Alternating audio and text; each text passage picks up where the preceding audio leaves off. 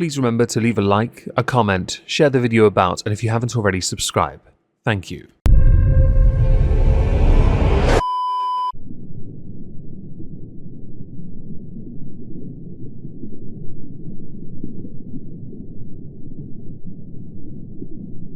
Well, isn't this just fantastic? Hello everyone, welcome back to another video. Today we're going to be talking about the Olympics, Brianna Wu and Tipster. There is a very contentious subject going on at the moment concerning one athlete at the Olympics in France. The athlete's name is Imane Khelif.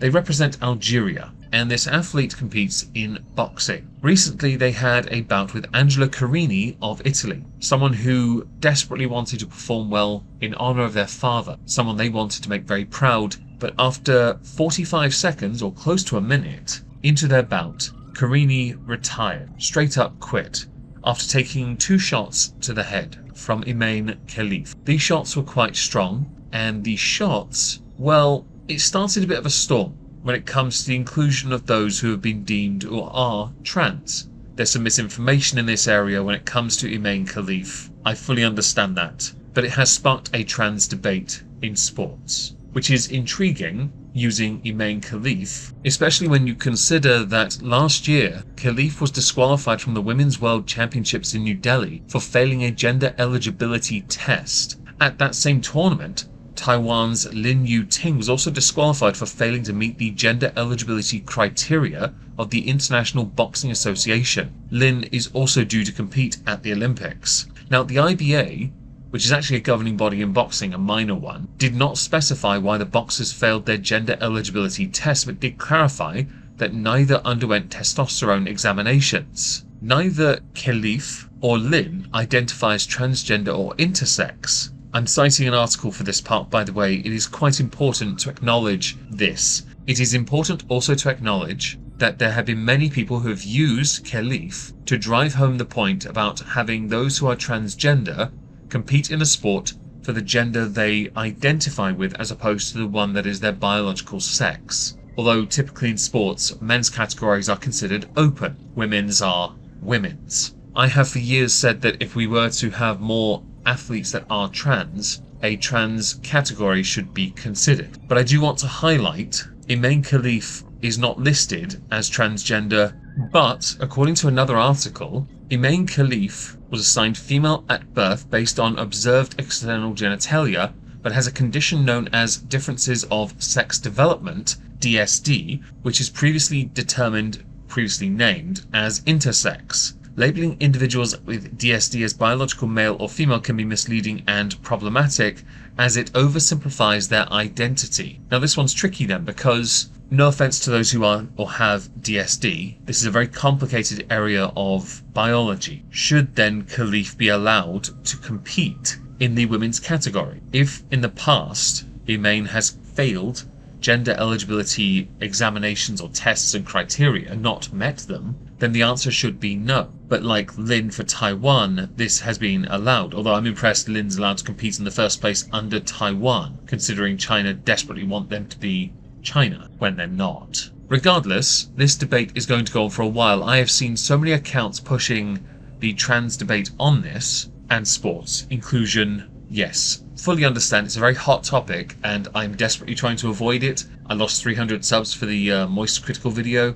I'm not saying I can afford to lose 300 subs or can't, I just don't want to lose people. So I want to make it abundantly clear, Imane Khelif has DSD and did fail a gender eligibility test last year at the World Championships in New Delhi. So questions can be raised in the context of how Khelif was permitted to compete for Algeria at the Olympics, why the IOC permitted this at all. What were their rules that are different to that of the World Athletics or the International Boxing Association in this context? How this ties into Brianna Wu, the failed politician, failed everything actually, likes to cry foul on a regular, in the past certainly with Gamergate, and when trying to become a politician, to take a seat from her own party in a safe seat, which was hilarious, twice, is that Brianna Wu and Tipster had a little back and forth over this. So where Visegrad24 had tweeted, Italy's Angela Carini gave up 1 minute into the fight with Algeria's Imane Khalif, quote, had never been punched that hard before. Brianna said, I know this is an unpopular opinion with some trans people, but it is time to retreat to safer public policy ground. We are going to lose this fight badly, and it's going to fuel a further assault in their eliminationist mission to destroy healthcare access. Trans women in sports like chess, esports and pinball? Yes. Trans women in sports where physical damage can affect outcomes? No. Black people have had to be pragmatic in their fight for civil rights. Gays and lesbians have had to be pragmatic too. Focus on the trans public policy that helps the most people. It's a very sensible position to have. And to be honest, I have held a similar view when it comes to physical advantages. 100%. If you hold a physical advantage, it's a tricky area, and intersex or DSD complicates this. Tipster retweeted Brianna Wu by saying Imane Khalif isn't trans, both pointing out the article I first cited, which was The Independent. There's been no indication that either identifies as transgender or intersex. And the second image, Imane Khalif is a cisgender woman. According to Business Insider, that is not true. But I have a number of conflicting sources on this. Brianna Wu did not appreciate this and replied, listen Tipster, I've had enough of your smug poop from off Mount Sinai. I don't need you to explain trans stuff to me. She's included because of rules for including trans people. Stick to streaming Resident Evil and leave the public policy to the adults. Nick Diorio, Cook, Brianna Wu. I swear to God, Nicholas, he needs to keep my name out of his mouth or I'm going to make a political project of pushing back and it's not going to end well for him. I've really had enough with these smug, loud, stupid people. I just keep ignoring their BS and they push me and they push me and they effing push me. Reply, it's just funny how Tipster is always the loudest and least intelligent person in a room no matter what room he occupies. I've never met a person with this much false confidence. To be honest, there's a point to that. I outright cited an independent article. The Independent are a left-leaning outlet. Business Insider for India is not. And there's a point to that as well. You need to be able to cite multiple sources from differing backgrounds and persuasions. Otherwise you're just pushing a bias. Later, Brianna Wu tweeted, trans women are not men, in my view. It's more of a medically induced intersex state. No one is denying that trans women start as biological males, but HRT has real effects on cognition and biochemistry. It causes the brain to change to adapt to more closely resemble the structure of biological women, and with surgeries like FFS, GRS, and breast growth augmentation, the anatomy functionally becomes very similar too. For most trans women, if you get to know them, it's impossible to imagine them being genuine or happy as men. This is just who they are. It's simply cruel to call someone medically transitioning and make a real effort to blend as the gender they identify with a man. This is not a way to talk to someone with respect. It's no different than the dehumanizing slurs other groups get. There are so many dark chapters in American history doing this, and it is anti-American to repeat them. Now I'm going to skip back because I want to go through two more reply parts in a thread that Brianna had actually posted to the Visegrad24 tweet. I swear to God, I try to be good faith, and then the transphobes show up and they're so terrible I don't want to give an inch. I know this woman is not trans, but she failed a gender test and was allowed to complete because of trans public policy at the Olympics. I am talking about that public policy in this tweet. This is a political problem, we have to deal with it. The reason for that, which also continues this discussion, is Tipster yet again injects himself. This is what happens when you allow yourself to be used as a tool to spread anti-trans propaganda. The worst people start to agree with you. It doesn't matter if you're the worst people or not. If someone is correct on an issue, they're correct on an issue. Stop treating this like tribalism. If you go into this thinking as a collective, or that you have to act as a collective to thwart the enemy, all you're going to do is cause societal stagnation. You have to go into things with an open mind and a willingness to listen to differing perspectives, not simply thinking by taking a side early, you are right. That level of assumption is arrogance. It's built on pride. It's a deadly sin for a reason. You've got to be above it and remove yourself from it and be open to discussing these issues. I have maintained a very similar position to Brianna on some of this anyway. When it comes to sports, I really do not believe there should be anyone who is trans competing in the sport for the gender they identify with. Not just for safety reasons, but because it takes away from opportunities for those who are biologically of that gender or sex, right? I do think an open category or a third category is going to be the best option if you want to explore that. We're not tokenizing or trivializing, although some are going to say that is what you are doing. The biological advantages and disadvantages are very clear, and over the years, many athletics governing bodies have made it a point, certainly in my country, to restrict that. And in America as well, we saw it with swimming. It has also become a focal point for a number of lawsuits within the powerlifting area of the United States. It's becoming very contentious and very heated. It is complicated, but more information is coming out. 4 years ago at the Tokyo Olympics, Laurel Hubbard became a very much focal point.